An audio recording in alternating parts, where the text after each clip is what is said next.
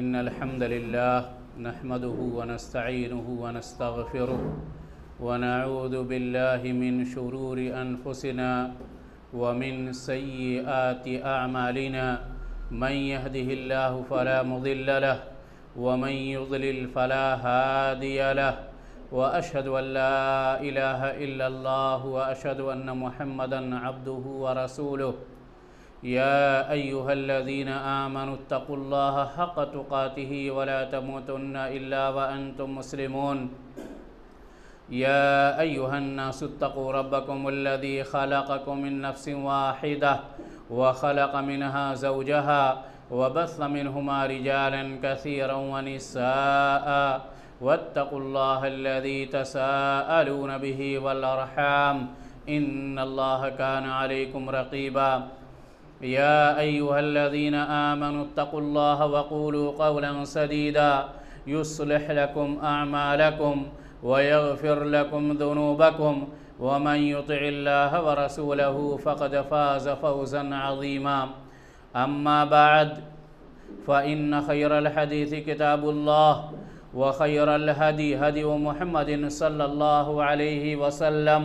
وشر الأمور محدثاتها وكل محدثة بدعة وكل بدعة ضلالة وكل ضلالة في النار۔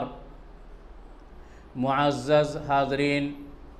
دینی ملے بھائیوں اور دوستو،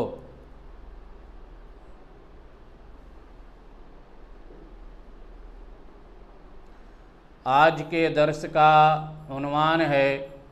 صحابہ کا مقام قرآن اور حدیث کی روشنی میں۔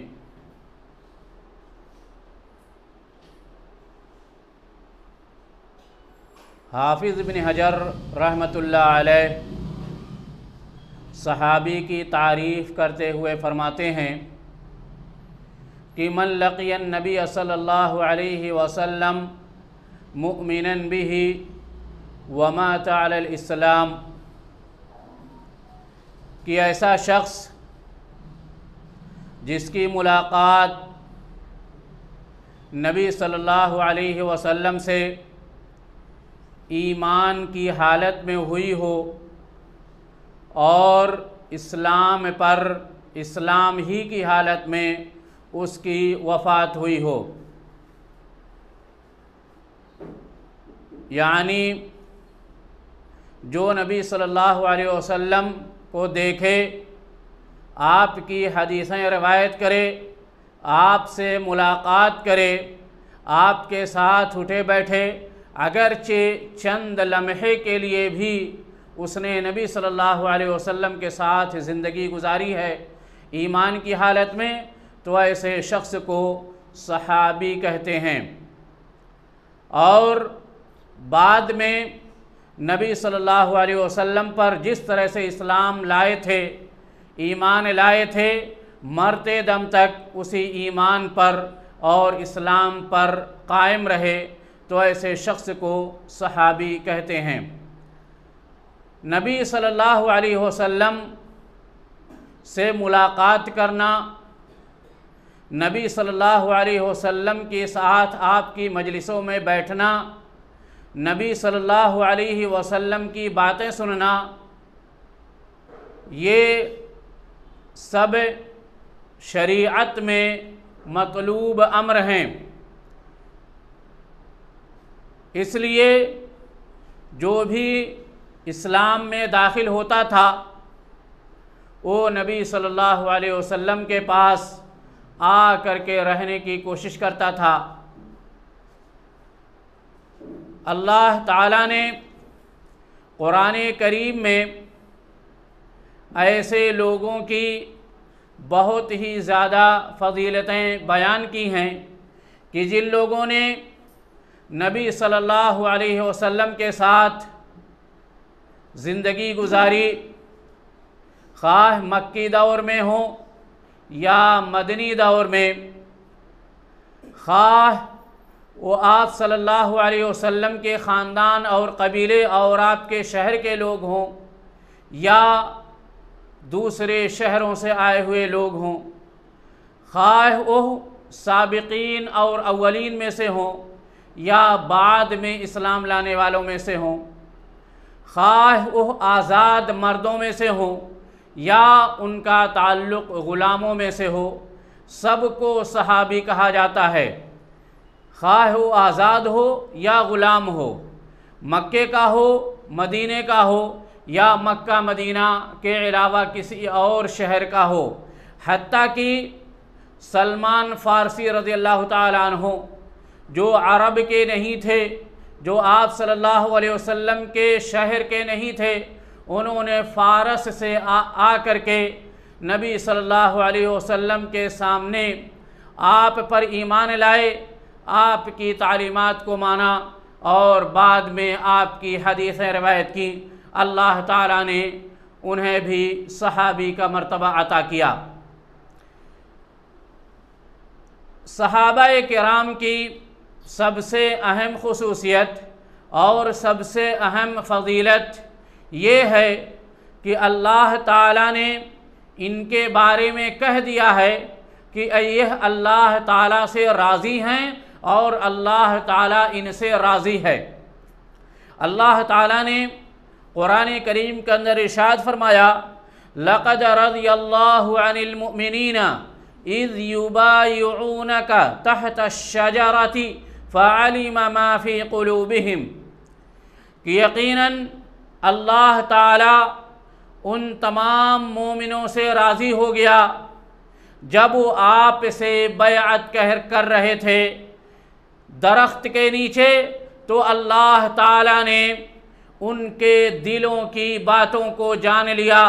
اللہ تعالیٰ کو ان کے دلوں کے حالات کا علم ہو گیا اور اللہ رب العالمین ان سے راضی اور خوش ہو گیا۔ یہ جو صلح حدیبیہ، یہ جو بیعت ہوئی تھی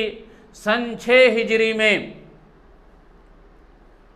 اللہ تعالیٰ نے ایسے تمام لوگوں سے اپنی رضامندی کا اظہار کیا ہے جو لوگ نبی صلی اللہ علیہ وسلم سے بیعت کرنے میں شامل تھے۔ جب کفار مکہ نے نبی صلی اللہ علیہ وسلم اور آپ کے اصحاب کو مکے میں داخل ہونے سے روک دیا تھا، تو نبی صلی اللہ علیہ وسلم نے اس وقت کے تمام صحابہ کرام سے، جو لوگ آپ کے ساتھ تھے، ان سے بیعت لی جنگ پر اور ہر طرح کی مدد اور معاونت پر۔ اللہ تعالیٰ نے نبی صلی اللہ علیہ وسلم نے ان سے جو بیعت کی تھی، اللہ تعالیٰ نے اس بیعت کو اپنے آپ سے بیعت قرار دیا اور انہیں رضامندی کا سرٹیفکیٹ دیا کہ اللہ رب العالمین ان کے جذبے سے، ان کے ایمان سے اور ان کے عمل سے راضی اور خوش ہے۔ اللہ تعالیٰ ان کے عمل اور ان کے ایمان سے اور ان کے دلوں میں جو جذبے پائے جا رہے ہیں اسلام کے تعلق سے، اللہ تعالیٰ ان سے خوش ہے اور انہیں رضامندی کا سرٹیفکیٹ دیتا ہے۔ اسی طرح سے اللہ تعالیٰ نے ایک آیت کے اندر ارشاد فرمایا، وَالسَّابِقُونَ الْأَوَّلُونَ مِنَ الْمُهَاجِرِينَ وَالْأَنصَارِ وَالَّذِينَ اتَّبَعُوهُمْ بِإِحْسَانٍ رَضِيَ اللَّهُ عَنْهُمْ وَرَضُوا عَنْهُ وَأَعَدَّ لَهُمْ جَنَّاتٍ تَجْرِي تَحْتَهَا الْأَنْهَارُ خَالِدِينَ فِيهَا أَبَدًا ذَلِكَ الْفَوْزُ الْعَظِيمُ، کہ مہاجرین اور انصار میں سے سبقت کرنے والے، سابقین اولین، پہلے اسلام لانے والے، خواہ وہ مہاجرین میں پہلے اسلام لانے والے ہوں یا انصار میں سب سے پہلے اسلام لانے والے ہوں، ان کی کیفیت یہ ہے۔ اور اس کے بعد والذین اتبعوہم بإحسان، اور جن لوگوں نے ان پہلے ایمان لانے والوں کی احسان کے ساتھ اتباع کی، ان کی پیروی کی اور ان کے نقش قدم پر چلے، یعنی جو لوگ بعد میں اسلام لائے یا صحابہ کرام نبی صلی اللہ علیہ وسلم کا زمانہ ختم ہونے کے بعد کی جو نسلیں پیدا ہوئیں وہ سب صحابہ کرام کے نقش قدم پر چلے، والذین اتبعوہم بإحسان، اور وہ لوگ جنہوں نے ان کی اتباع کی احسان کے ساتھ، بھلائی کے ساتھ، خیر کے ساتھ، کن کی؟ سابقین اور اولین کی، سابقین اور اولین کی، خواہ وہ مہاجر ہوں اور انصار ہوں۔ سابقین اولین ان تمام مسلمانوں کو کہا جاتا ہے جو ہجرت سے پہلے اسلام لائے، خواہ وہ مکے میں اسلام لائے ہوں یا مدینہ میں اسلام لائے ہوں، کیونکہ مدینہ کے بہت سارے لوگ سن 11 اور 12 نبوت میں مکے میں جا کر کے نبی صلی اللہ علیہ وسلم سے ملاقات کی اور آپ پر اسلام لائے، جسے بیعت عقبہ اولا اور بیعت عقبہ ثانیہ کہا جاتا ہے۔ یعنی ان لوگ مدینہ سے جا کر کے بہت سارے لوگوں نے نبی صلی اللہ علیہ وسلم پر اسلام لائے اور آپ کو اپنے یہاں ہجرت کرنے کی دعوت دی کہ آپ ہمارے یہاں آ جائیے، آپ ہمارے یہاں محفوظ رہیں گے۔ اور اسی طرح سے جو لوگ ہجرت سے پہلے مکے میں اسلام لائے، یعنی جنہوں نے اسلام لایا اور ہجرت کی، انہیں سابقین اور اولین کہا جاتا ہے، خواہ وہ انصاری صحابہ کرام میں سے ہوں یا مہاجرین صحابہ کرام میں سے ہوں۔ اور اس کے بعد یعنی ہجرت کے بعد جب پورے عرب میں دھیرے دھیرے اسلام پھیلنا شروع ہوا اور لوگ اسلام میں داخل ہوتے چلے گئے، یہاں تک کہ مکہ فتح ہو گیا، اور مکہ فتح ہونے کے بعد اسلام کے لانے والوں کی تعداد بڑھتی گئی، یہاں تک کہ قبیلے کے قبیلے اسلام میں داخل ہونے لگے۔ ایسے تمام لوگ جو مہاجرین اور انصار کے نقش قدم پر چلے، اللہ تعالیٰ ان تمام لوگوں سے راضی اور خوش ہے، اور اللہ تعالیٰ نے ایسے لوگوں کے لیے جنتیں تیار کر رکھی ہیں جس کے نیچے سے نہریں جاری ہیں، جس میں وہ ہمیشہ رہیں گے۔ یہ بہت بڑی کامیابی ہے، ذالک الفوز العظیم، یہ بہت بڑی کامیابی ہے۔ یعنی صحابہ کرام کے بھی آپس میں مراتب ہیں۔ ایسے صحابہ کرام جو شروع میں اسلام لائے، یعنی ہجرت سے پہلے اسلام لائے، انہیں سابقین اولین کہا جاتا ہے۔ اور ان میں سب سے پہلے اسلام لانے والے 5 اشخاص ہیں: ابو بکر صدیق رضی اللہ تعالیٰ عنہ، خدیجہ رضی اللہ تعالیٰ عنہ، بلال رضی اللہ تعالیٰ عنہ، علی رضی اللہ تعالیٰ عنہ، اور زید بن حارثہ رضی اللہ تعالیٰ عنہ۔ پھر ابو بکر صدیق رضی اللہ تعالیٰ عنہ کی کوششوں سے اور بھی بہت سارے لوگ اسلام لائے، جیسے عثمان بن عفان، عبد الرحمن بن عوف، اور جتنے بھی لوگ عشرے مبشرہ میں شامل ہیں وہ سب سابقین اولین میں سے ہیں۔ اسی طرح سے دوسرے مرحلے میں وہ تمام لوگ اسلام لائے، یعنی دعوت کے ظاہر ہونے کے بعد جب نبی صلی اللہ علیہ وسلم نے مکہ میں اعلانیہ دعوت شروع کر دی، اس میں اسلام لانے والوں میں عمر بن خطاب رضی اللہ تعالیٰ عنہ اور دیگر صحابہ کرام ہیں۔ اسی طرح سے جو جتنا زیادہ اسلام لانے میں سبقت کیا، اسے اتنا زیادہ ایمان میں فضیلت حاصل ہوئی۔ اسی طرح سے ایسے صحابہ کرام جو جنگ بدر میں شامل تھے، یعنی 313 کی تعداد، وہ اپنے بعد اسلام لانے والوں سے زیادہ افضل ہیں۔ اسی طرح سے جو بیعت رضوان میں یعنی سن 6 ہجری میں جب نبی صلی اللہ علیہ وسلم نے درخت کے نیچے بیعت لی تھی، وہ اس سے پہلے یا اس وقت تک اسلام لانے والے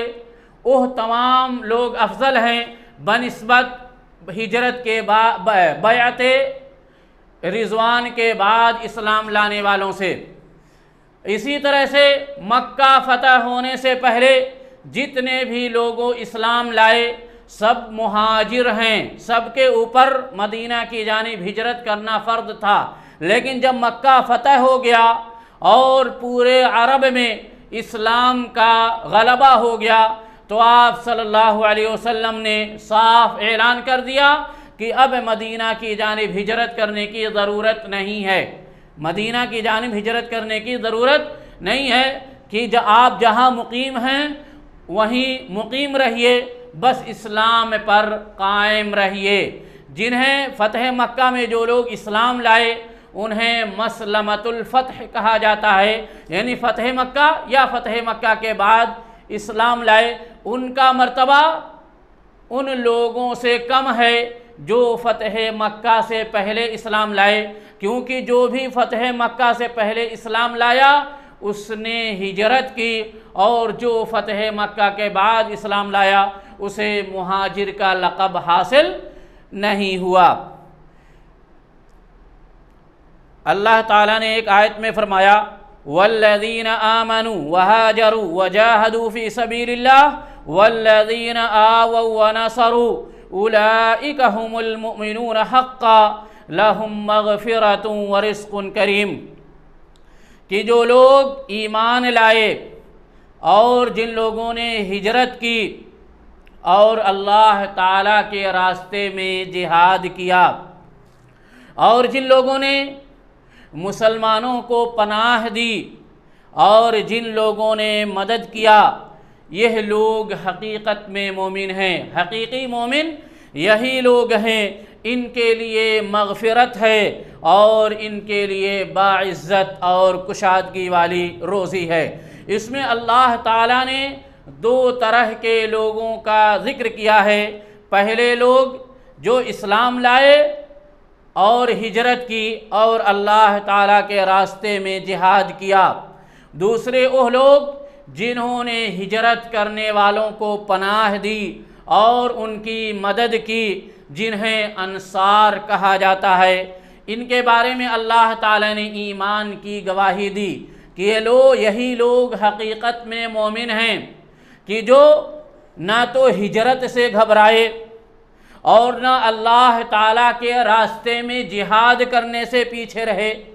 اور نہ اپنے مسلمان بھائیوں کی مدد کرنے میں پیچھے رہے، اور نہ ہی انہیں پناہ دینے سے پیچھے رہے۔ اللہ تعالیٰ نے ایسے لوگوں کو حقیقی مومن کہا ہے کہ جو لوگ اسلام کا، دین کا سہارا بنے، اپنی جانوں کو، اپنی مالوں کو، اپنے نفس کو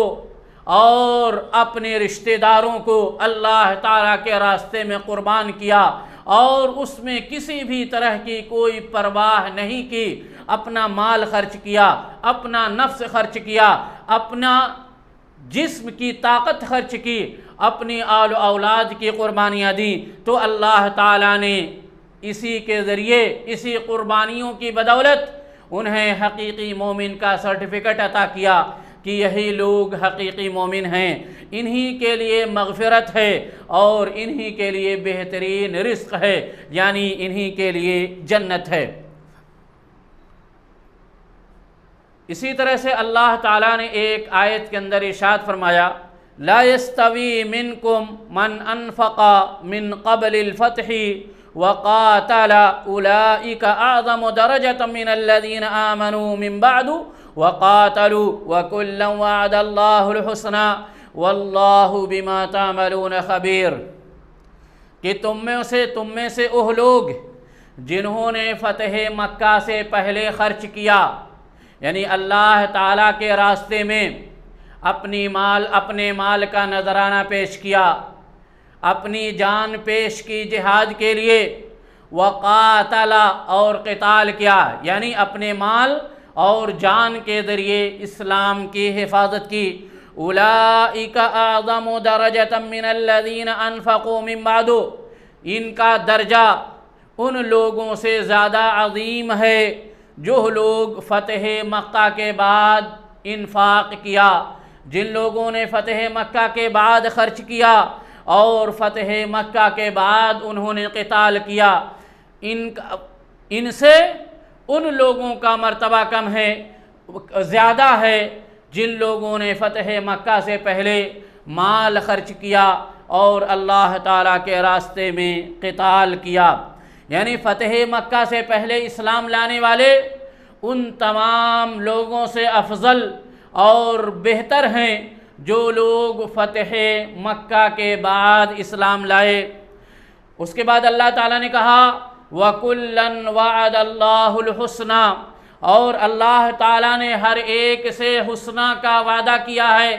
خواہ وہ فتح مکہ سے پہلے اسلام لائے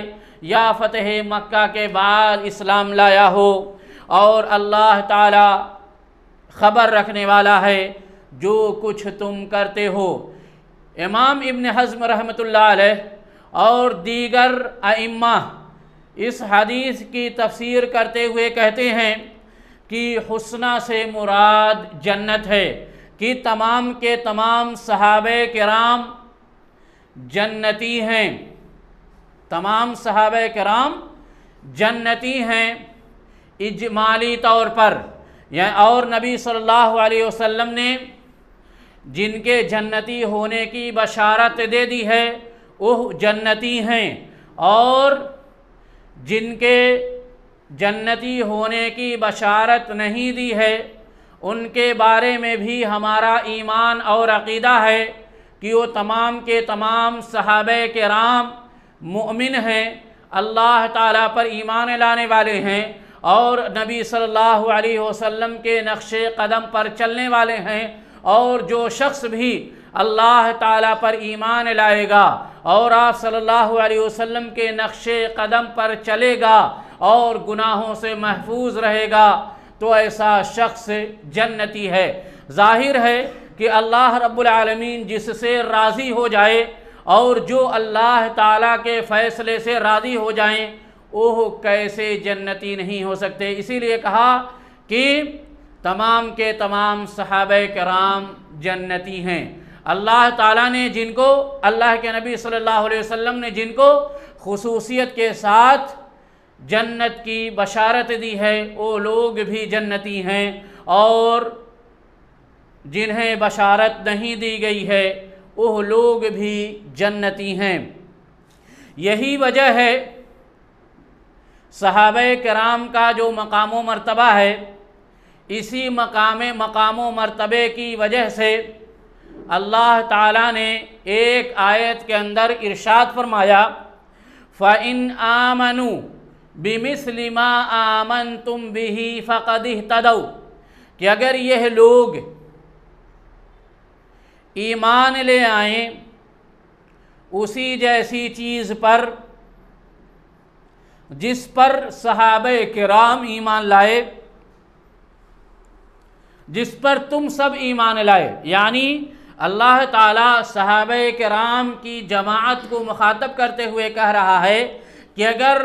لوگ اسی طرح سے اسی چیز پر ایمان لے آئیں جس طرح سے اور جس چیز پر تم یعنی صحابہ کرام ایمان لائے ہو فَقَدِ اهْتَدَوْا، تو یہ لوگ ہدایت یافتہ ہو جائیں گے، یہ لوگ ہدایت پا جائیں گے۔ یعنی صحابہ کرام کے نقش قدم پر چلنا ہی ہدایت ہے، صحابہ کرام کے نقش قدم پر چلنا ہی ہدایت ہے۔ اس کا واضح مفہوم ہے کہ صحابہ کرام کا جو عقیدہ تھا، صحابہ کرام کا جو منہج تھا، صحابہ کرام کا جو زندگی گزارنے کا طریقہ تھا، اسی طریقے کو اپنانا یہی ہدایت ہے۔ صحابہ کرام جن چیزوں سے بچتے تھے ان چیزوں سے بچنا ہی ایمان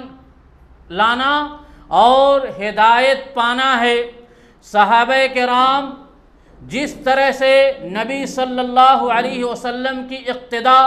اور اتباع کرتے تھے، اسی طرح سے نبی صلی اللہ علیہ وسلم کی اتباع اور اقتداء کرنا ہی ہدایت کا ذریعہ ہے۔ یہی وجہ ہے کہ اللہ تعالیٰ نے سورۃ الفاتحہ کے اندر جو ہمیں دعا سکھائی، اہدنا الصراط المستقیم، کی نماز پڑھنے والا اللہ تعالیٰ سے دعا کرتا ہے کہ اے میرے رب، ہمیں سیدھے راستے کی ہدایت عطا کر، ہمیں سیدھا راستہ دکھا۔ سیدھا راستہ کیا ہے؟ اللہ تعالیٰ نے دوسری آیت میں کہا صراط الذین انعمت علیہم، کہ ایسے لوگوں کا راستہ جن پر تو نے انعام کیا۔ اہدنا الصراط المستقیم صراط الذین انعمت علیہم، کہ جن پر تو نے انعام کیا۔ اللہ تعالیٰ نے ایک آیت کے اندر ارشاد فرمایا جو لوگ انعام یافتہ ہیں ان میں سے سب سے پہلے انبیاء، اس کے بعد صدیقین، اس کے بعد شہداء اور اس کے بعد صالحین کا درجہ بیان فرمایا ہے کہ یہ لوگ ایسے ہیں کہ جن پر اللہ تعالیٰ نے انعام نازل کیا، جن پر اپنی رحمتیں نازل کی۔ فَأُولَٰئِكَ مَعَ الَّذِينَ أَنْعَمَ اللَّهُ عَلَيْهِمْ مِنَ النَّبِيِّينَ وَالصِّدِّيقِينَ وَالشُّهَدَاءِ وَالصَّالِحِينَ وَحَسُنَ أُولَٰئِكَ رَفِيقًا، یعنی کوئی بھی مومن جو اسلام لاتا ہے اس کی 4 کیٹیگریاں ہیں۔ یا تو وہ نبی ہوگا، انبیاء گزر چکے، یا تو وہ شہید ہوگا، مرنے کے بعد پتہ چلے گا کہ کون شہید ہے اور کون شہید نہیں ہے، یا تو صدیق ہوگا کہ جو نبی انبیاء کی تصدیق کرے بلا سوچے سمجھے، وہ جنہیں جیسے ابو بکر صدیق رضی اللہ تعالیٰ عنہ، یا تو وہ صالحین میں سے ہوگا، انبیاء، صدیقین، شہداء اور صالحین۔ صالحین میں تمام اہل ایمان شامل ہیں جنہیں صدیق کا مرتبہ اور شہادت کا مرتبہ حاصل نہیں ہوا، اس کے پاس ایمان ہے تو وہ صالح ہے، اور اس میں ہر وہ شخص شامل ہے جو ایمان لایا اور ایمان پر اس کی موت ہوئی۔ تو صحابہ کرام کے نقش قدم پر چلنا ہی در حقیقت ہدایت ہے۔ اس کا مطلب یہی ہے کہ صحابہ کرام نے جس طرح سے نبی صلی اللہ علیہ وسلم کی اطاعت کا، اتباع کا نمونہ پیش کیا، وہی نمونہ پیش کیا جائے تب تو کہا جا سکتا ہے کہ ہم ہدایت پر ہیں۔ لیکن اگر صحابہ کرام کے طریقے کو چھوڑ کر ہم نے کوئی دوسرا راستہ اختیار کیا تو ہم ہدایت پر نہیں ہیں۔ صحابہ کی فضیلت میں کچھ حدیثیں سنیں۔ اللہ کے نبی صلی اللہ علیہ وسلم ایک حدیث کے اندر ارشاد فرماتے ہیں لا تسبوا اصحابی لا تسبوا اصحابی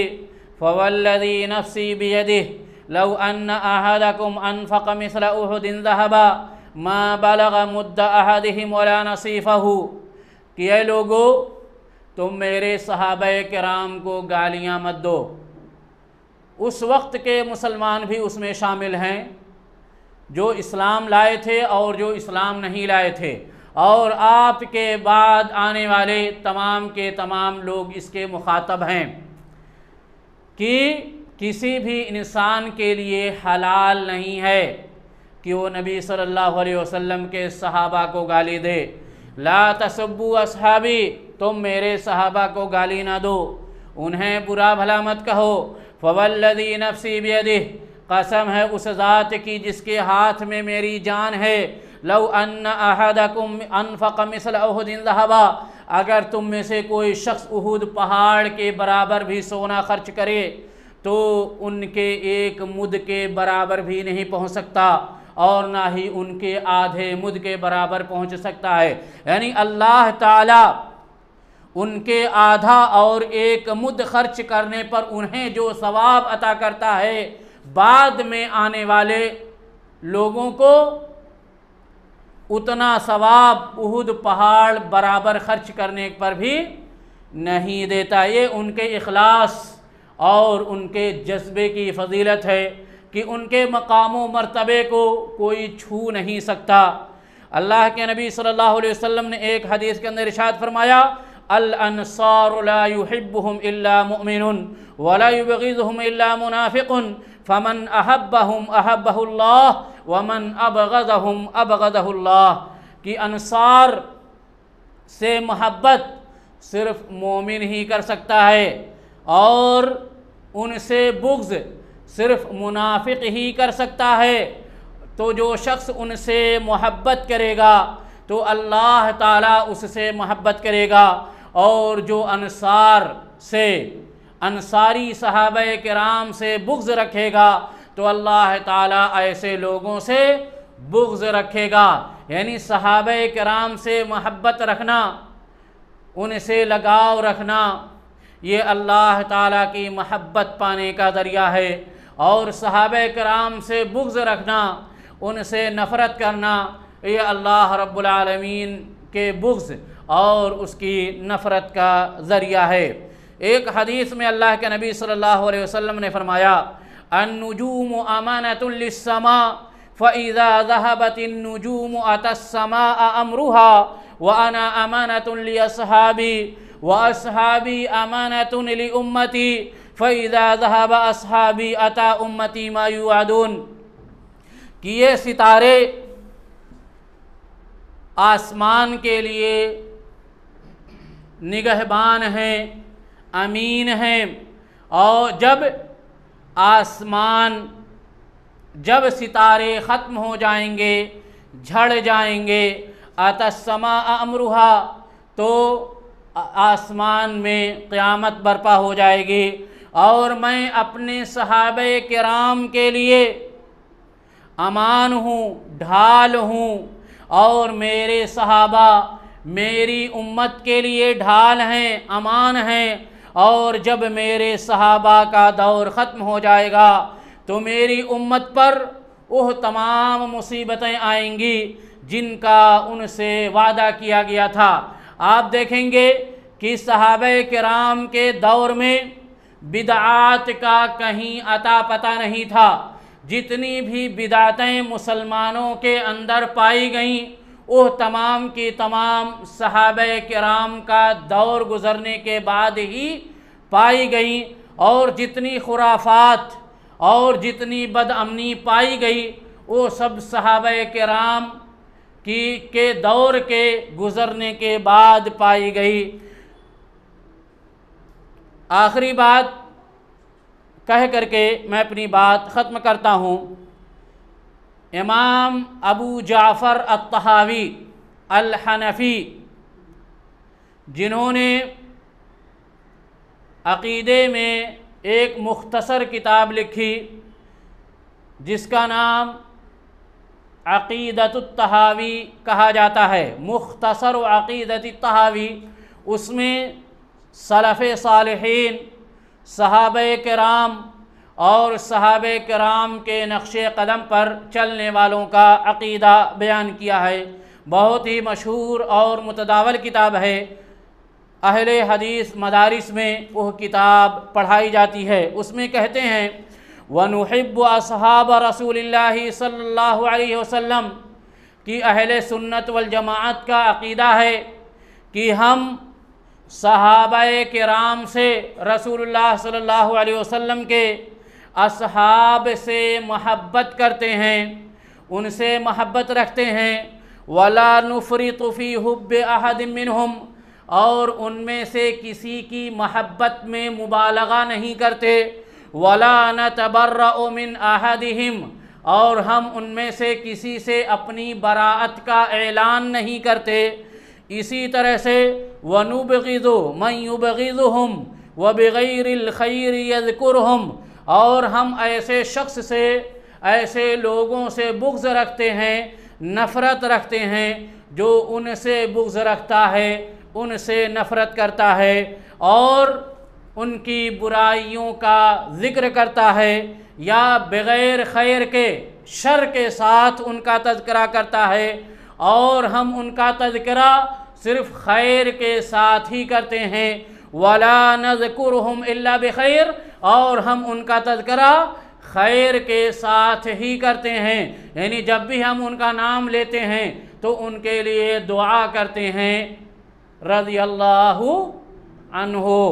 وَحُبُّهُمْ دِينٌ وَإِيمَانٌ وَإِحْسَانٌ، کیونکہ ان کی محبت دین ہے، ایمان ہے اور احسان ہے۔ یعنی کوئی شخص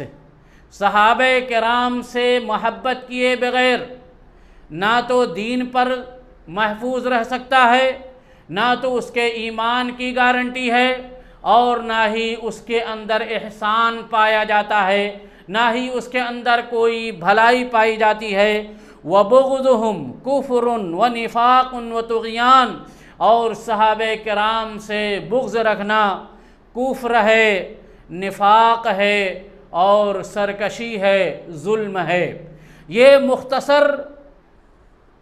عقیدہ جسے امام ابو جعفر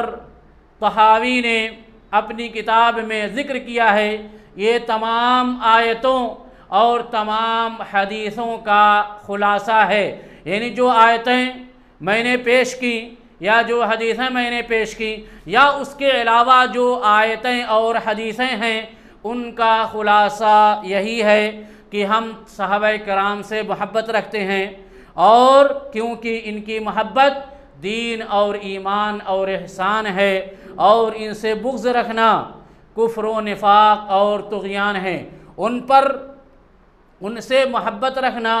اور ان سے بغض نہ رکھنا، یہ اس مومن کے عقیدہ کے صحیح ہونے کی علامت ہے۔ اگر آپ صحابہ کرام ہی پر طعن کرنے لگیں،